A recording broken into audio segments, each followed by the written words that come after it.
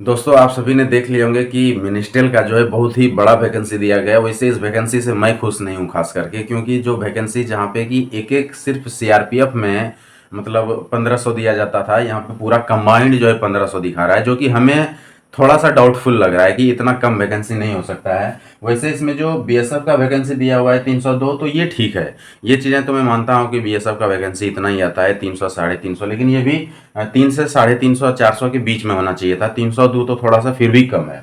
उसके बाद सीआरपीएफ तो सबसे गजब है, 282 वैकेंसी। आज तक सीआरपीएफ का पूरा हिस्ट्री उल्टा दो आप, आपको मतलब 500 700 से नीचे कभी वैकेंसी नहीं आया है।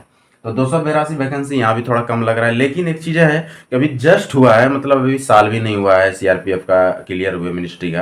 तो फिर ठीक है, कम से कम 1 1.5 साल रुकने से या 2 साल रुकने से ये वैकेंसी बढ़ जाना था। लेकिन चलिए ठीक है, हर साल यदि इतना दे तो भी ठीक है। 282 लगभग 300 वो है, लेकिन फिर भी थोड़ा सा कम लग रहा है।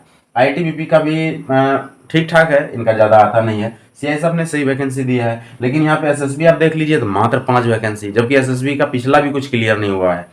तो पता नहीं किस भी हिसाब से 5 दिया हुआ है, और एआर जो है 35 है। तो हमें जहाँ तक लग रहा है कि ये वैकेंसी जब आपका जो फाइनल इसका जो मतलब नोटिफिकेशन आएगा, और वैसे मैं बता दूं इसका भी बोर्ड वगैरह बन रहा है। हो सकता है कि जो इसमें डेट दिया हुआ है 9 तारीख से ओपनिंग है, वो नहीं होने वाला है, क्योंकि इसका भी बोर्ड भी क्लियर नहीं हुआ है कि कौन से ऑर्गेनाइजेशन इसको पूरे कंबाइंड सारा चीज इसका क्लियर किया जाएगा, किसके द्वारा। जैसे आप एसएससी जीडी देखते हैं कि रिटर्न एग्जामिनेशन जो है वो एसएससी के थ्रू लिया जाता है, लेकिन जब रिटर्न खत्म हो जाता है उसका पूरा जो है नोडल ऑफिसर्स जो या नोडल फोर्स जो बनाया जाता है वो आपका सीआरपीएफ को बनाया जाता है। लेकिन यहाँ पे ऐसा कुछ भी अभी डिक्लेयर नहीं हुआ। इससे इसका नोटिफिकेशन में दिखा रहा है कि बीएसएफ के थ्रू जारी किया गया है। तो हो सकता है कि ये जो है इसका नोडल बीएसएफ ही हो, लेकिन अभी उतना क्लियर नहीं है। तो इस वैकेंसी में भी हो सकता है कि कुछ और टाइम लगे। दूसरी बात है कि हमको इस वैकेंसी पे भी वही मैं बोला कि जो इसका संख्या है वो थोड़ा सा कम लग रहा है, तो बढ़ जाए तो ज़्यादा बेहतर रहेगा। वैसे मैं बता दूं इसमें स्टेनो भी है जो कि 243 है, वो काफ़ी है, मैक्सिमम है, इतना ही स्टेनो आता है। और बीएसएफ में पिछले बार 11 था, जो कि 11 का 11 वैकेंसी वैकेंट रह गया था, कोई उसमें मतलब पास ही नहीं हुआ, तो खाली रह गया। और इस बार यदि 17 दे रहा है तो ठीक है, 6 वैकेंसी बढ़ के आया होगा। तो ये चीज़ें हैं। तो वैकेंसी आपका कुल मिला के मतलब ठीक ठाक सा है। 1283 वैकेंसी आपका मिनिस्ट्री में है, 243 जो है आपका स्टेनो में, टोटल मिला के 1526 वैकेंसी यहाँ पे है। तो ये आपने नोटिफिकेशन देख लिए होंगे। बात करने वाले हैं कि इस वैकेंसी में जो है आपका सिलेबस क्या होने वाला है, क्योंकि आप यदि आप अभी देखे होंगे कि जो हमने सीआरपीएफ का एग्जाम दिए थे, बीएसएफ का एग्जाम दिए थे, दोनों का सिलेबस एकदम अलग है। लेकिन यदि कंबाइंड लिया जाएगा तो पूरे को सिलेबस को मिक्स किया जाएगा। तो यहाँ पे मैं बता दूं कुछ चीजें जो है जो कि सही चीज था उसमें। जैसे देखिए, मैथ, रीजनिंग, जीके, कंप्यूटर और हिंदी या इंग्लिश, यही सारा चीज जब मिला के देखिएगा तो, और एक है आपका क्लेरिकल एप्टीट्यूड, ये सारा चीजें इसमें सभी के वैकेंसी में ये सारा चीजें होता है, टोटल सिलेबस जो होता है। लेकिन इसमें क्लेरिकल हर जगह से लगभग हटा दिया गया है।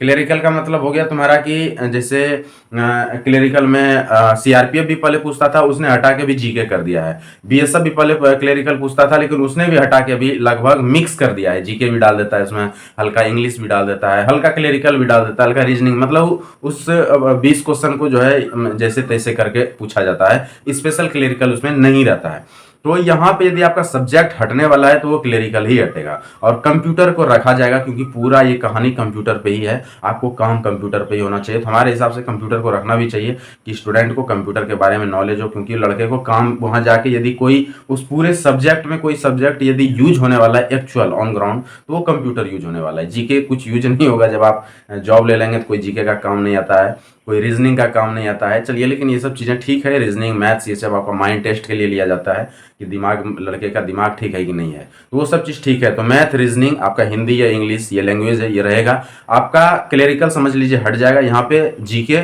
और कंप्यूटर शायद रहने का पूरा संभावना है। तो आप इस हिसाब से तैयारी करें। तो 3 सब्जेक्ट 4 सब्जेक्ट जो फिक्स है, जैसे मैथ फिक्स है आपका, रीजनिंग भी फिक्स है, हिंदी या इंग्लिश फिक्स है, इन दोनों सब्जेक्ट में जो आपके लिए अच्छा है, इनको पूरा पढ़ें आप। प्लस आप जो है कंप्यूटर और जीके तो सभी पढ़ ही रहे होंगे। जितने भी स्टूडेंट को ऐसा हो ही नहीं सकता कि जीके ना पढ़े, क्योंकि आप कोई भी एग्जाम दीजिए आज के डेट में जीके तो है ही। तो जीके आपको पढ़ना है ही, तो जीके भी आप साथ में पढ़ेंगे। तो जीके को आप लेके चलें, प्लस इन सभी सब्जेक्ट को भी आप लेके चलें। ये जैसे आपका क्लियर हो जाएगा, ये सब्जेक्ट जैसे आपका क्लियर रहेगा और जैसे फिर इसका नोटिफिकेशन फाइनल दिया जाएगा तो उसमें ये हो जाएगा कि कौन सा सब्जेक्ट आपके लिए अच्छा है। दूसरी बात है, एक चीज़ जो आपको साथ में हमेशा लेके चलना है वो है आपके लिए टाइपिंग। टाइपिंग कोई मत छोड़िएगा। ऐसे लड़के इसमें भी अभी बहुत होंगे जिनका कि सिलेक्शन हो गया था लेकिन अच्छे नंबर भी लाए थे पर टाइपिंग के चलते बाहर हुए हैं। तो उन सभी लड़कों को मैं बता दूं टाइपिंग आप जरूर रखिएगा। कोई भी लड़के हैं जो टाइपिंग करते हैं फिर भी आधा घंटा ही सही, आपका यदि टाइपिंग बहुत अच्छा है तो बेशक आप रोज पर डे आधा घंटा लेकिन करें। यदि आप एकदम छोड़ दीजिएगा तो आपको जो है दिक्कत हो जाता है। तो कंप्लीट नहीं छोड़ना है। बेशक एक दिन छूट गया, 2 दिन छूट गया, कोई बात नहीं है,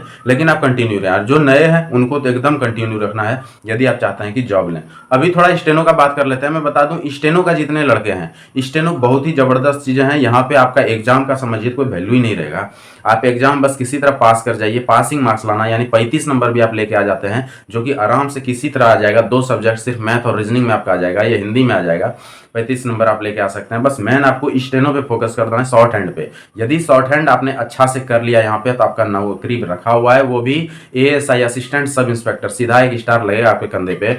और पे लेवल भी इसका जो है 5 का होता है, जबकि मिनिस्ट्रियल का 4 का होता है। तो आपको पूरा ध्यान रखना है इसमें। यदि आप अच्छे से ध्यान रख के एग्जामिनेशन दिया तो आपका सिलेक्शन यहाँ पे तय है, क्योंकि आपका शॉर्ट हैंड ही मेन काम करने वाला है, दूसरा चीजें ज्यादा।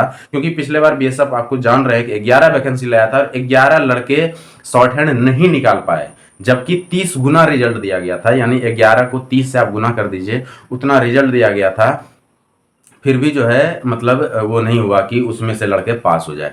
तो ये चीज़ें हैं, इस चीज़ को ध्यान रख के आप तैयारी कीजिए और अच्छे से तैयारी कीजिए। यदि मेहनत सही कीजिएगा तो आपका रिजल्ट भी सही होगा। पिछले बार भी लड़के ज्वाइन किए, आज देखिए 50,000 रुपये सैलरी उठा रहा है। तो इन सभी चीज़ों को देखते हुए आप रात दिन एक करके मेहनत कीजिए। वैकेंसी अभी हमको लगता है कि इसमें और बढ़ेगा, घटने का तो कोई संभावना नहीं है, इसमें हो सकता है कि और बढ़ेगा। तो बढ़ेगा तो आपके लिए अच्छा है। इसका जो डेट दिया हुआ है नोटिफिकेशन में भी कि 9 तारीख से इसका शुरू होगा, तो हमको नहीं लगता है कि 9 तारीख से ये शुरू हो पाएगा, जो स्थिति अभी है। वैसे देखते हैं कि क्या होता है। 9 तारीख से शुरू भी होगा तो कोई दिक्कत नहीं, आप आराम से फॉर्म भर सकते हैं। बाकी इसके अलावा कुछ भी आपको जानकारी चाहिए, आप चाहते हैं कि कुछ और हमें मतलब इसमें जानना है, तो आप कमेंट्स करके पूछ सकते हैं। जितने भी नए दोस्त हैं चैनल को सब्सक्राइब जरूर कर लें, ऐसा वीडियो लेके आते रहूँगा। वैसे काफ़ी बीच में गैप हो गया, आप सभी जानते हैं कि मैं गवर्नमेंट जॉब में हूँ, तो थोड़ा इधर उधर काम हो जाता है, कभी कभी बीच में भी इलेक्शन वगैरह चल रहा था तो थोड़ा सा परेशानी था। अभी सारा चीज़ खत्म हो गया है, तो अभी बहुत सारे वीडियो लेके आऊँगा। मैं बता दूं इलेक्शन भी खत्म हुआ है, रिजल्ट भी आप सभी ने देख लिए हैं। मैं बता दूं आप लोगों के लिए बहुत ही बढ़िया ऑप्शन है कि अभी वैकेंसी भी बहुत सारा आने वाला है। तो इसके बारे में नेक्स्ट वीडियो में मैं बात करूंगा, क्योंकि ये वीडियो लंबा हो जाएगा। तो जितने भी दोस्त हैं कुछ भी डाउट्स हो तो कमेंट्स पक्का कीजिए। पिछला एग्जामिनेशन का क्या हाल रहा था आपका मिनिस्ट्री का, उसके बारे में भी जरूर बताइएगा। और कुछ भी डाउट्स है तो कमेंट्स कीजिए, उसका रिप्लाई आपको मिल जाएगा। वीडियो अच्छा लगा हो तो लाइक करें, सब्सक्राइब जरूर कर दें इस चैनल को। ऐसा वीडियो मैं आप लोगों के लिए लेके आते रहूँगा। आज के लिए इतना, थैंक यू, धन्यवाद।